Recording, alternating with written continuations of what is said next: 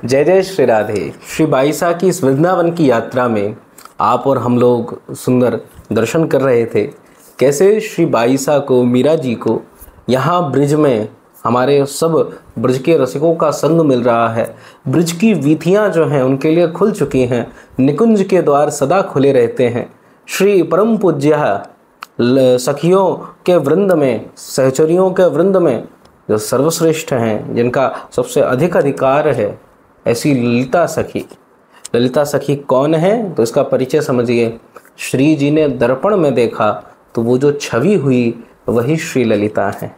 तो मतलब श्री किशोरी जी का प्रतिबिंब, एक प्रकार से स्वयं किशोरी ही श्री ललिता महारानी के स्वरूप में है। और वो ललिता जी क्या करती हैं? बाईसा को लेने आती हैं। बाईसा को लेकर कहाँ जा रही हैं? काली दह का दर्शन कराने के लिए, वृंदावन की नई नई स्थानों का दर्शन कराने के लिए। अब आप कह सकते हैं कि ये दर्शन तो हम भी करते हैं, इसमें कौन सी नई बात है, कौन सी बड़ी बात है?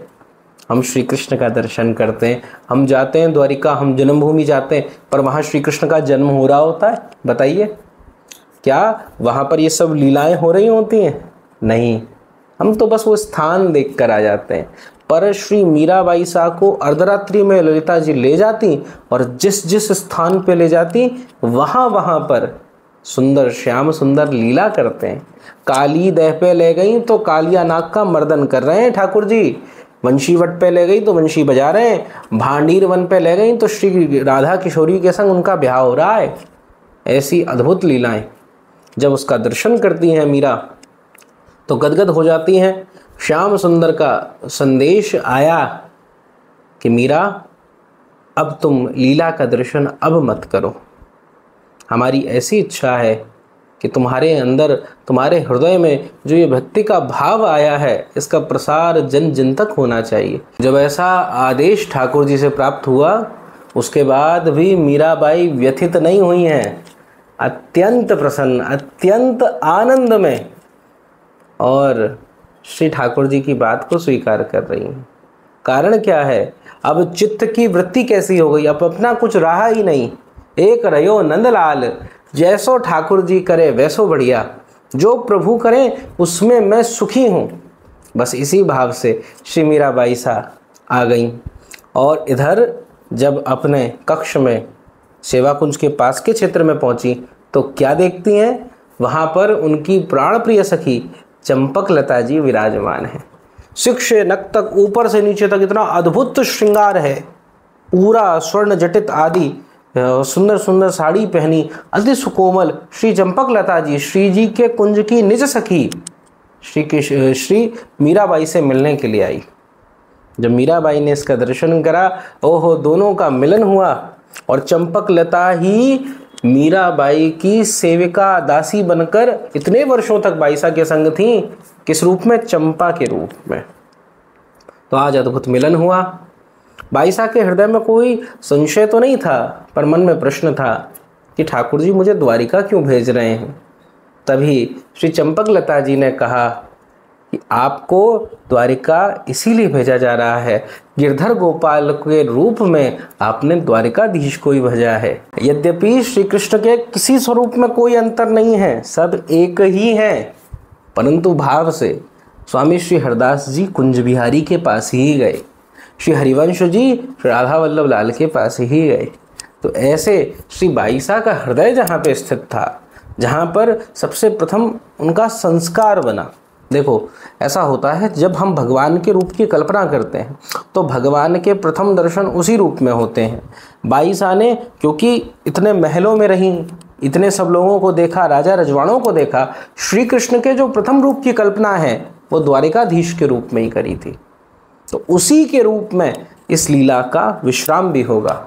और दूसरी बात क्या है? दूसरी बात ये भी है, इतने सब समुदायों को कैसे पता चलेगा मीराबाई के बारे में? चित्तौड़ में रहीं, फिर उसके बाद में यहाँ मेड़ता, चित्तौड़ और वृंदावन का संग हुआ, पर ये इतने प्रसिद्ध स्थान तो नहीं बने। जो संत थे वो भी गिने चुने ही थे, पर द्वारिका पूर्ण सनातन धर्म का एक प्रमुख स्थल, और वहाँ पर श्री कृष्ण के भक्त का सम्मान होगा तो उनकी भक्ति और मीराबाई की कीर्ति हर जगह फैल जाएगी, ऐसा भाव था। इसी भाव से चंपकलता बता रही हैं। और इधर श्री मीराबाई की एक सेविका है, उसका नाम है चमेली।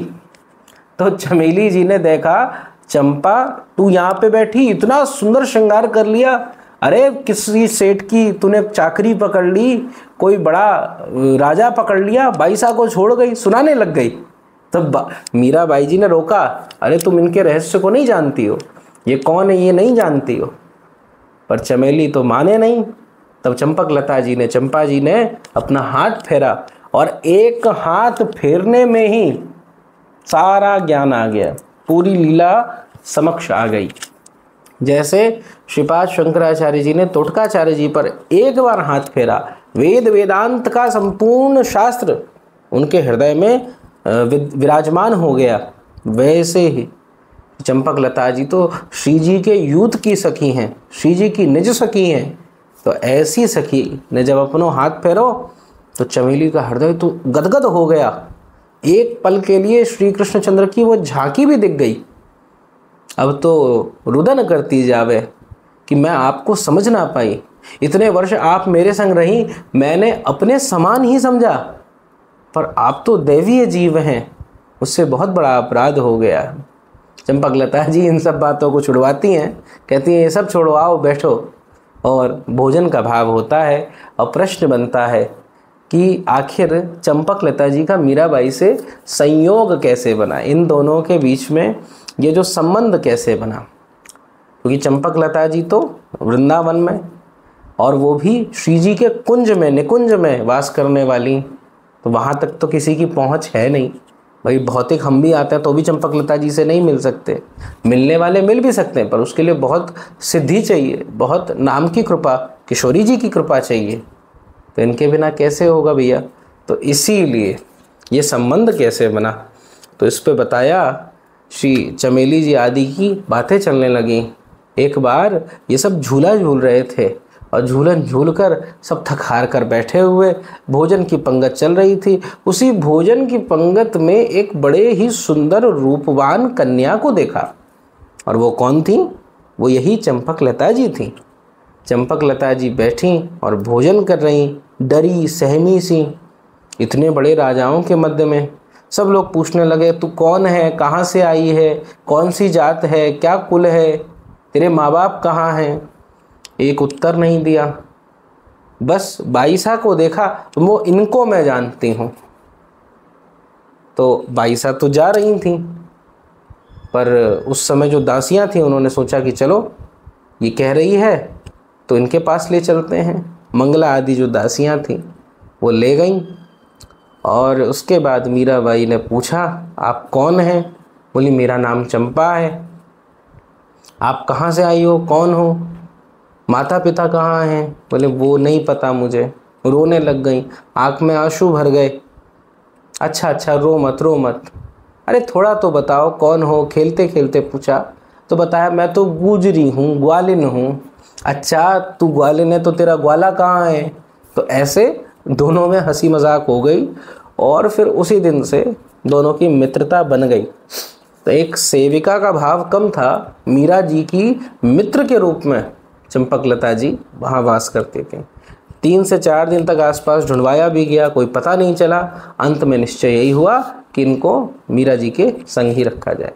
और एक बात आपको और बतावें, जब पहले राजपूत परिवारों में विवाह होते थे, क्षत्रिय परिवारों के विवाह होते थे, तो जो भी रानी है उसका विवाह होगा, उसकी जो भी दासियां हैं उनका भी विवाह उसी राज्य से हो जाता था।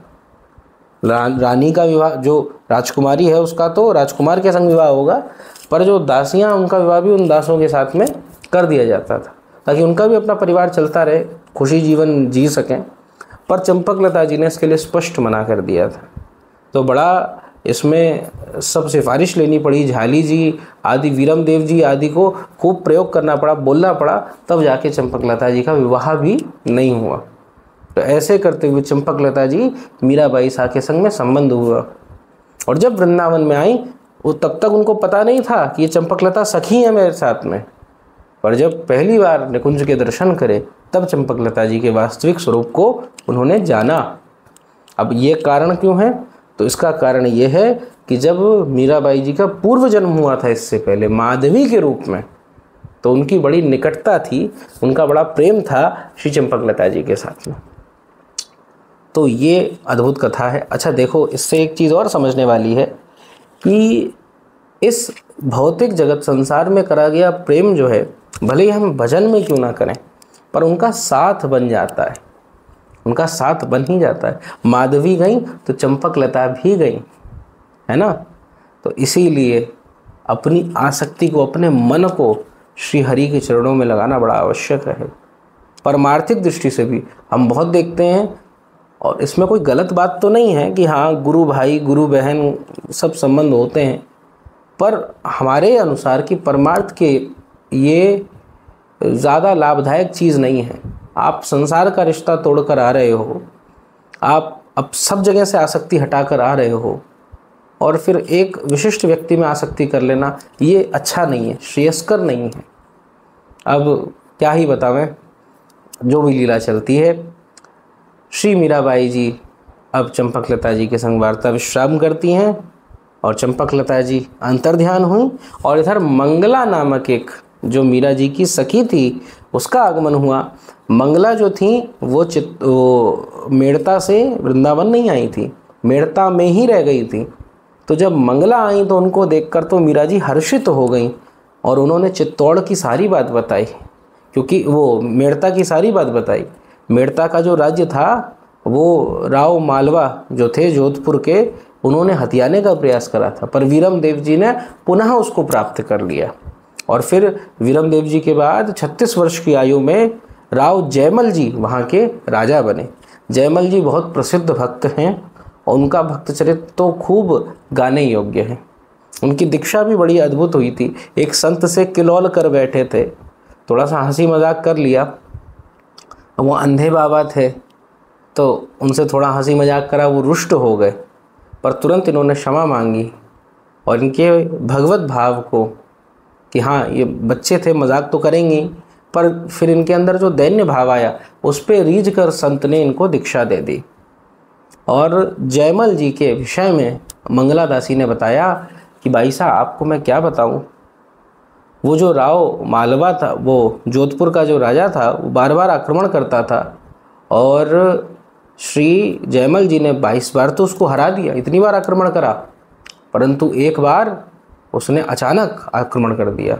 उसको गुप्तचरों ने बताया एक निश्चित समय है, इसमें राव जयमल जो है वो क्या करते हैं, पूजा सेवा करते हैं, श्री ठाकुर जी महाराज की सेवा करते हैं। अब श्री राधा वल्लभीय भक्तमाल में भी उनका वर्णन मिलता है कि उसमें श्री ठाकुर जी को लाड लड़ाते थे, और अन्य ग्रंथों में भी इस बात का प्रमाण मिलता है। तो वहाँ पर ठाकुर जी की सेवा करते, उनको लाड लड़ाते, अपने महल तक के ऊपर उन्होंने ठाकुर जी का एक महल बनाया था कि मैं राजा हूँ, सबसे ऊपर मेरा महल है, पर इस जगत के राजा कौन है, प्रभु हैं, उनका महल मुझसे भी ऊपर होना चाहिए। और गर्मी के समय में सब सेवाएं रहती, गुलाब जल आदि सुंदर सुंदर पुष्प, सुंदर सुंदर आपके जो वृक्ष हैं उनको तक व्यवस्थित कर दिया गया। और एक नसैनी बनवाई थी उन्होंने, जो केवल उन्हीं के कक्ष में उनके अधिकार में रहती, यदि वो चाहेंगे तो ही जा पाएंगे, वरना नहीं जा पाएंगे। तो ऐसा अद्भुत श्री कृष्ण के, श्री ठाकुर जी के प्रति उनका प्रेम था, और खूब भगवत भाव से भजन करते थे। संत से जो दीक्षा मिली उसको खूब निभाते थे, और सेवा उनका धर्म था। सेवा में कहते थे मुझसे कोई नहीं पूछे। एक बार रात्रि में रानी को लगा, माताओं को लगता ही है कि हाँ पतिदेव हैं भाई, ऊपर क्यों जाते हैं, क्या करते हैं, जिज्ञासा होती है। तो उनको जिज्ञासा हुई, नसैनी से वो ऊपर गई, तो उन्होंने श्री ठाकुर जी और श्री किशोरी जी के दिव्य रूप को देखा। कहीं कहीं श्री राम जी का वर्णन भी प्राप्त होता है, तो राम जी के दिव्य रूप को देखा, दोनों में अंतर नहीं है, राम कृष्ण दऊ एक हैं, दोनों एक ही हैं। तो ऐसा भाव करें। तो ऐसे एक बार जब ये आक्रमण हुआ, तब जयमल जी तो पूजा सेवा में थे। इसका अगर आपको चरित्र विस्तार से सुनना है तो वो यूट्यूब आदि के माध्यम में आपको वो भी प्राप्त हो जाएगा। जयमल जी का चरित्र भी भगवत कृपा से कहने का सौभाग्य मिला, पर संक्षिप्त में समझ लें तो वो पूजा में थे, और उसी समय उसने आक्रमण करा। माता ने बहुत प्रयास करा, मंत्रियों ने समझाने का प्रयास करा, पर जयमल जी इस बात को नहीं मानी।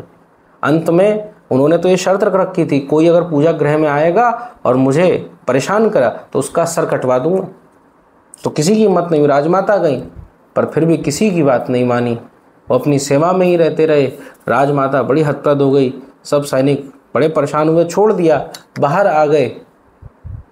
और करीब कुछ घंटों बाद जो मेड़ता था वहाँ विजय पताका फैला रही थी, चारों ओर जय हो, राजा जयमल की जय हो, राव जयमल की जय हो, ऐसे नारे लग रहे थे।